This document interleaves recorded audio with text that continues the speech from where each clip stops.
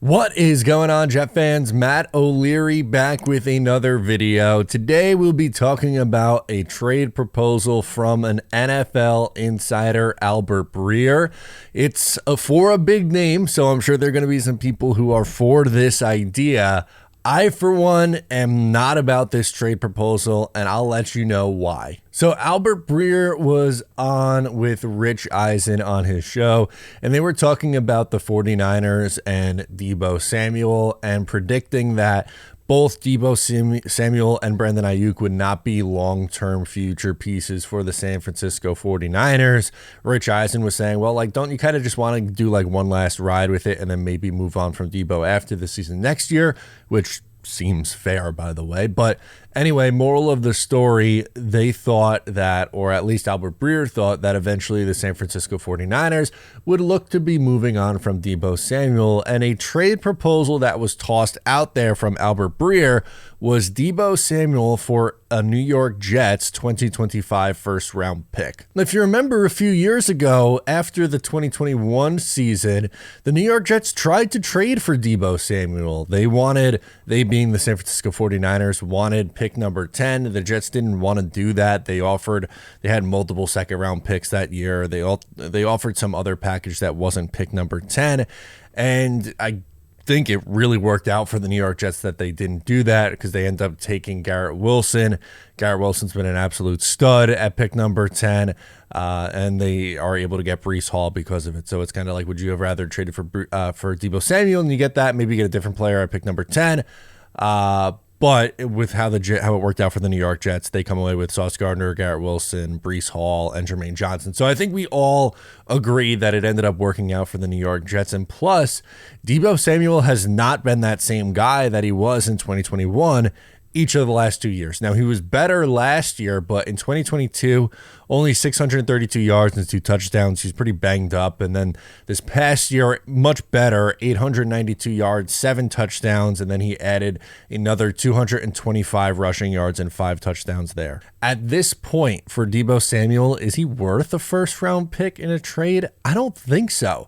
Again, 2 years ago, when he's 25 instead of 27, when he's coming off a 1,400-yard season, that is a completely different story. Deebo was one of the better players in the league at the time, so value-wise, them wanting a first-round pick made sense. Again, I'm not saying that I'm upset that the Jets didn't do it, because I think it worked out better for the Jets how it played out. But at this point, 2 years later, not eclipsing 1,000 yards in either of the last 2 years, and I get it, he adds a rushing element and adds touchdowns through the ground.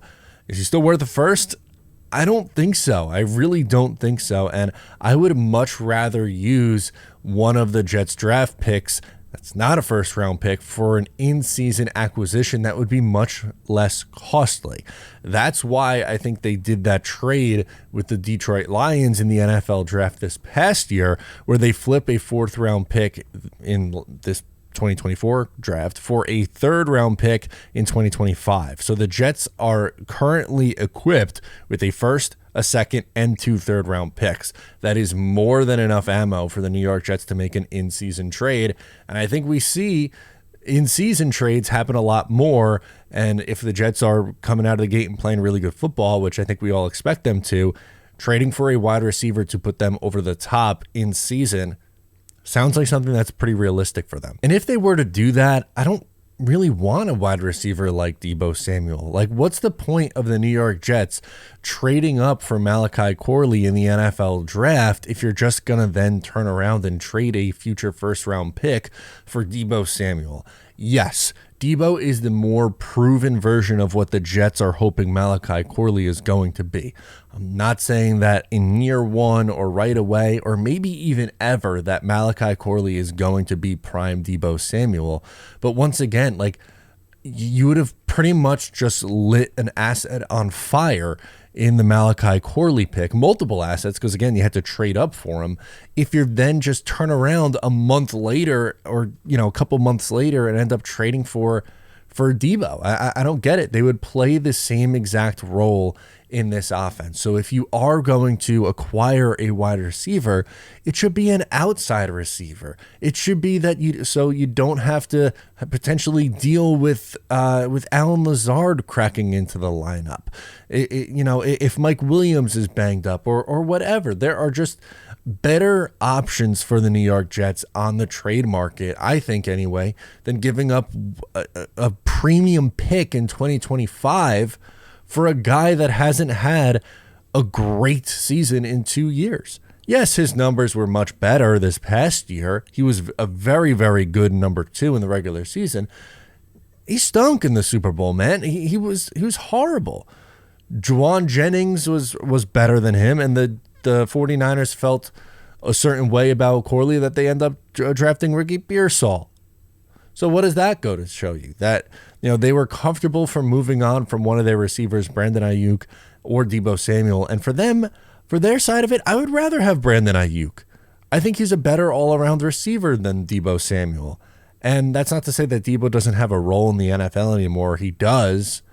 But I don't think he's worth what Albert Breer was saying. And for the Jets, it doesn't make sense for them to go out and trade for a gadgety player when you just traded up to draft a gadgety player a month ago. I don't know. Hopefully that just kind of makes sense with my feelings on why I don't think Deebo Samuel is a good fit for the New York Jets. I want to hear from you, though. Do you want to do this trade? Do you agree with me that the Jets should not do this trade? Let me know in the comments. I am Matt O'Leary. I'll catch you guys next time.